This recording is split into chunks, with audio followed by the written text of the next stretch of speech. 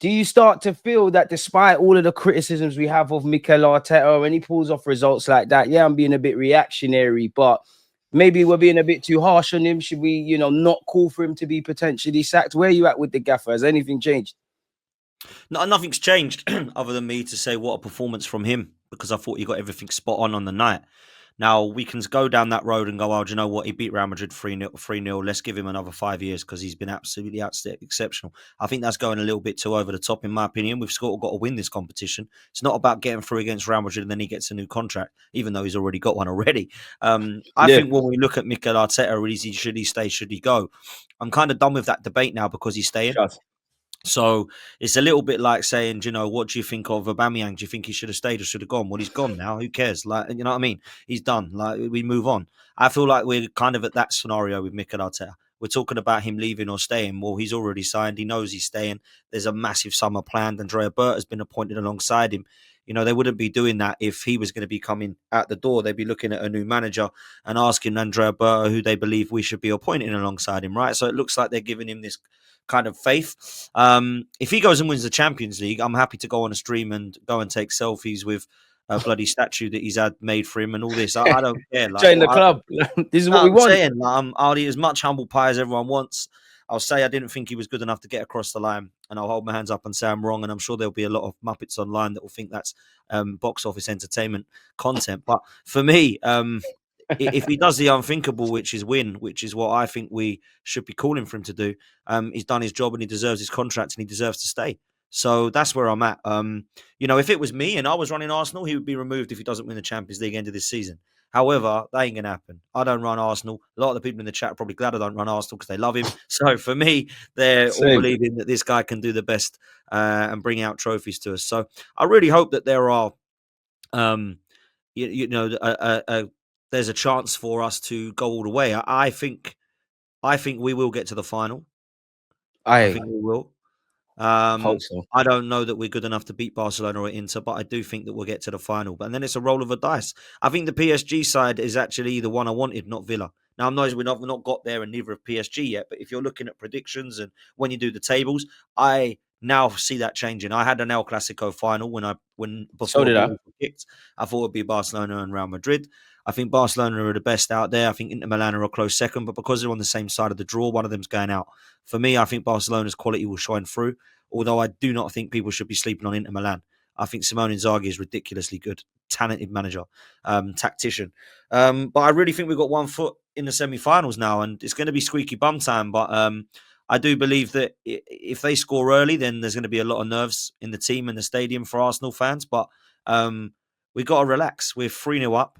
The last time we conceded 3 goals was in December 2023, and that was against Luton with a last-minute Declan Rice header. Mad, isn't it?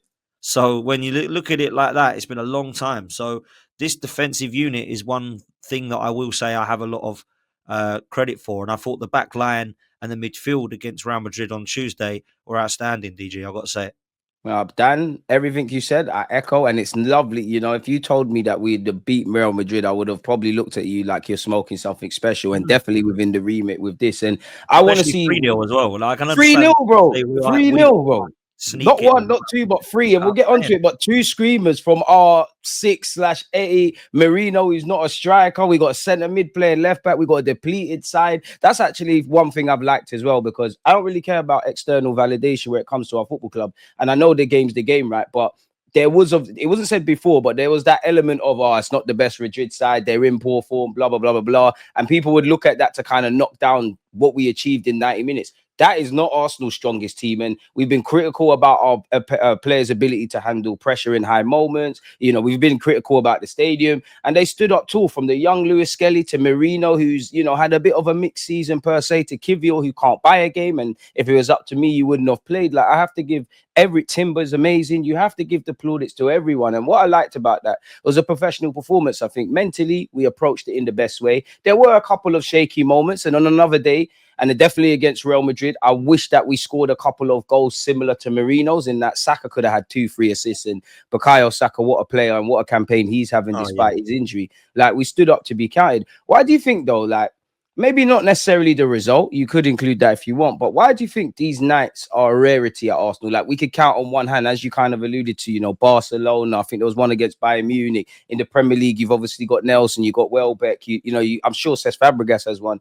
Why do you think these things are? Because Liverpool get it all the time. Like, why do you think this is like it's a rarity? I guess I'm asking.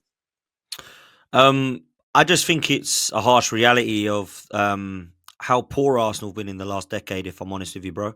That we are clutching at straws at these moments, and we haven't got many, unfortunately, to share like some of the other clubs have. Manchester City, Liverpool, you've got to say it, Chelsea. They've all had better nights than us in the last decade, unfortunately. And although our nights have been great, it still hasn't really led to anything yet at the Emirates. We've not, other than a handful of FA Cups, won anything there. I think when people say you haven't won anything there, it's hard to win stuff there because you don't actually win a trophy there unless you win the Premier League title on the last day of the season, right? So normally you go into Wembley to win stuff, and obviously wherever you're playing in the Champions League final, if you get there. But I feel like there's just been a lack of opportunities for Arsenal to get thus far. Obviously, Bayern Munich, we were disappointed last season. There wasn't really any epic nights there. Previously, we were in the Europa League. We didn't have any amazing nights there.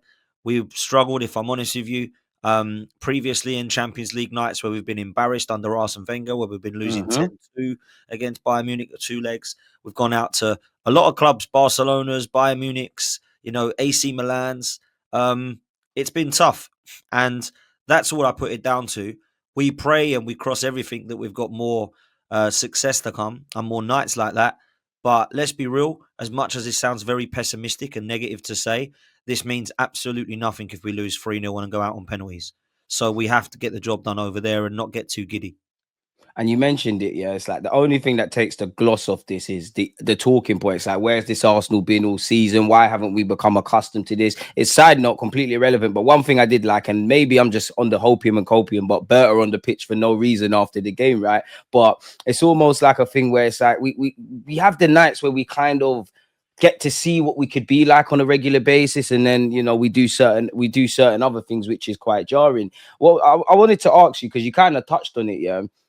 How do you approach the game at their place? Because the only thing that takes the gloss off this beyond the obvious is, I know our defensive record's great. You said it there. Like the last time we conceded 3 was against Luton. We haven't been our standards defensively, but we are still good defensively. If anybody could do it, it is Real Madrid, but even that's potentially bleak. Like, how do you approach the leg at their place?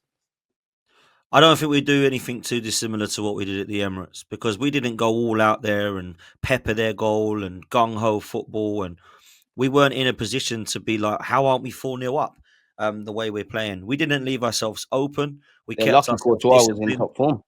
Listen, Courtois was outstanding. I think he was their best player, if I'm honest with you. And I look at the scenario of 3-0 going to the Bernabeu. Why are we so nervous? Well, we're nervous because this is Real Madrid. We know they're going to do everything they can to try and do and make it as difficult as possible. They're going to get into our faces. They're going to get into the ear of the referee. They're going to get into the here's the view UEFA, and they're going to do all they can to go through, because that's what they do, man. And this is Real Madrid. We can never believe that we're into a oh my God, this is a given now, because Real Madrid are that team. How do we approach it? We need to remain consistent with our defending, because defensively, we've always got a chance against teams when we play well defensively. Timber, Lewis Skelly, both deserve a mention. Saliba showed leadership qualities. Kivior, great performance from him after the first. Gunali wants Gabriel Magalhaes sold if Kivior has a similar performance at the Bernabeu. I just wanted to throw that out to you. He's leaving mad on a stream yesterday, but go ahead. It's insane how good he was and how good we were defensively. Thomas Partey and Declan Rice need to put in another performance like that. So if we do that, we'll go through. If we start getting shaky, nervous, and start to believe that we're inferior to them and that we're in a position where we might be vulnerable or see ourselves as the massive underdogs going into this thing, then we might lose the fight. But if I'm honest with you, I believe if everyone stays fit, we've got a great opportunity of going through. I don't care what the scoreline is as long as it's not 3-0. Trust me. I don't even care if it's 2-0 and the whistle goes and we think, oh, that was a bit squeaky bum time. We're through. Just get us through into that semi-final and then we roll the dice against PSG or Aston Villa. So for me, that's how we set up and we go exactly the same. It's not, oh my God, make sure we're always defensively resolute. We're always pretty compact at the moment. We've got players that have more defensive ability in our side than attacking abilities, yeah? We've got Marino up front, for goodness sake. The only attackers in our side are Saka, Martinelli and Ødegaard. The other 8 are all defensive-minded. So let's just have it right. We should not be going out 3-0 and then losing in extra time or going out by 4. This should be Arsenal's semi-final now. Should be. People will keep you're right. But if I just hold on that a bit, some people are saying, you know what, go there, low blocks, deep blocks, soak up the pressure for 90 minutes, see where it takes us. Others are saying, you know what, go gun ho. They have to kind of attack. If it's open on the transition, we could get a goal. You never know what could kind of happen. What do you think it would be the best approach in theory with that? Because this comment says here, park the bus. I don't think personally I think we should approach it the same way we did. I know the games are not the same, but the same way we did at the Emirates over there. I think if you park the bus with their fans, with what it means to Real Madrid, with all the voodoo, also because Real Madrid, this is the one time they probably got to show that they're Real Madrid, not to talk us up. They've lost 3-0. They lost to Valencia. Form's been kind of poor. Would it be better to just go gun-ho attack or just sit there and soak up pressure and see what we could do? So big up to Boston, man. I agree with the last thing. Boston, man. Yeah, I agree with his last bit. We don't need to score. That's facts. I don't agree with the other part, though, right? I don't agree with the other part because it's facts. We don't need to score. If it's 0-0, cool. It's all good, right? However, if we are just parking the bus, we're inviting them to come and have a go at us. We're saying, come and try and get through us. Now, that's very dangerous to do against any side, but it's very, very dangerous to do against Vini Jr., Rodrigo, and Mbappe with Bellingham behind them. That's very, very dangerous. Their fans will get up for it. Their fans will believe they're the better side. The momentum will start to get into the game, and they will break through us. Now, I'm not saying they're going to break through us 3 or 4 times because I think our defense is better than what people give us credit for at times. However, I think if we come out there and we actually keep possession of the football like we're very good at doing, I think that is definitely the way forward, as opposed to just giving it back to them, smashing it back up to, Rudiger and letting him start again to have another pepper at our goal.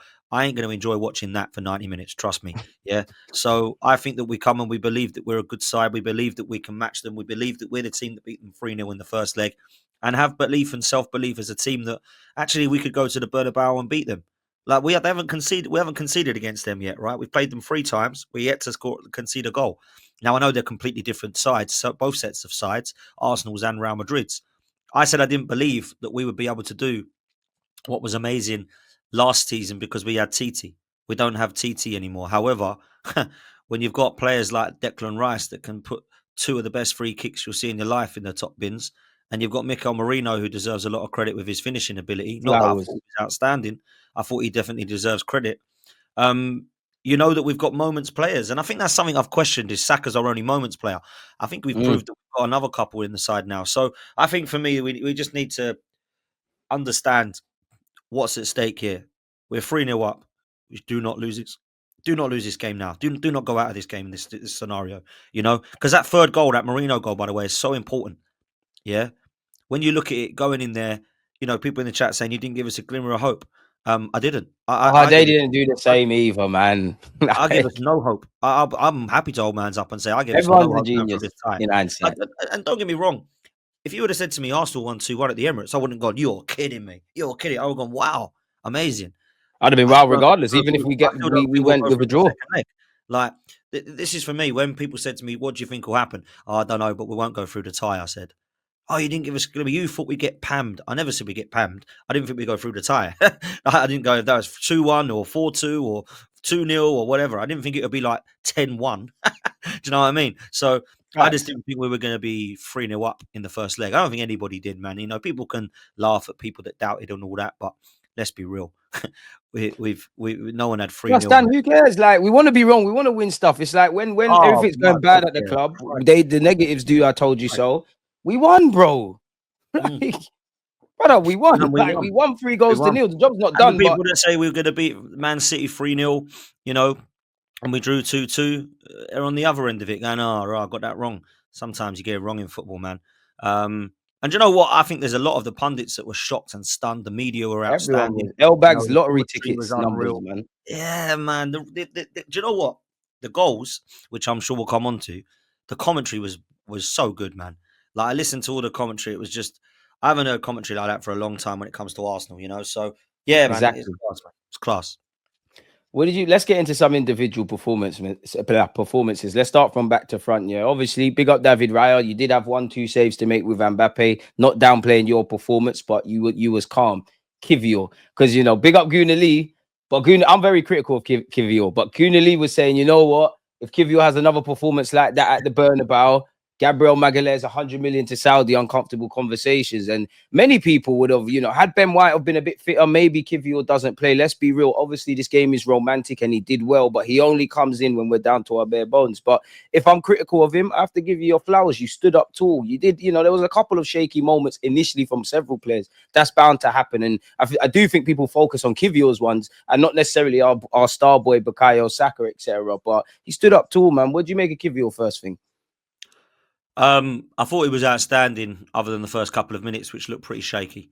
Exactly. Other than that, yeah, outstanding. Now, look, I'm not going to start getting giddy because I didn't think Mbappe, Vinny and Rodrigo were allowed to do much on the ball thanks to our defensive unit. And I thought Kivior complemented a part of that back four. I didn't think Kivior played out of his skin and was like winning every battle and was, on the ball, balling out. I don't want to get too carried away with his performance. I thought it was very good. Very, very good. And if I'm honest with you, I thought he was half decent against Everton as well. Nah, he was good against Everton. Still. Yeah. When you look at the last 2 games, you think fair play. And do you know what was mad? I saw a stat, and I don't know if it was a fake stat or if it was someone like trolling. I don't think Saliba and Kivior have lost a game when they've played together, and I don't think I've seen that as well. Is that a true stat? It must be. I believe it because they ain't played that many games together. It must be true. Yeah, that's true. But then you never know. Like, did they start together against Sporting away? We didn't. I don't even remember the scoreline. I don't remember, if I'm honest. I don't remember. That was 1-1. So again, we drew the game. But yeah, I thought Kivior was outstanding. And do you know what? He'll play now for the rest of the season. I think when you put these players in, DG, and you have no confidence and they prove you wrong, you've got to say they've taken their chance. We've been bigging up players like Lewis Kelly and Ethan for taking their chance. Kivior's now got his chance. Gabriel's out for the season. And at the moment, when you look at it on paper, whether you believe I don't know if I fancy him, he's the backup. So he should come in, and he has come in. So fair play. Will Dan apologize to the Polish Maldini? We've all given I know it's all banter, but we've all given Maldini. We've all given Kivior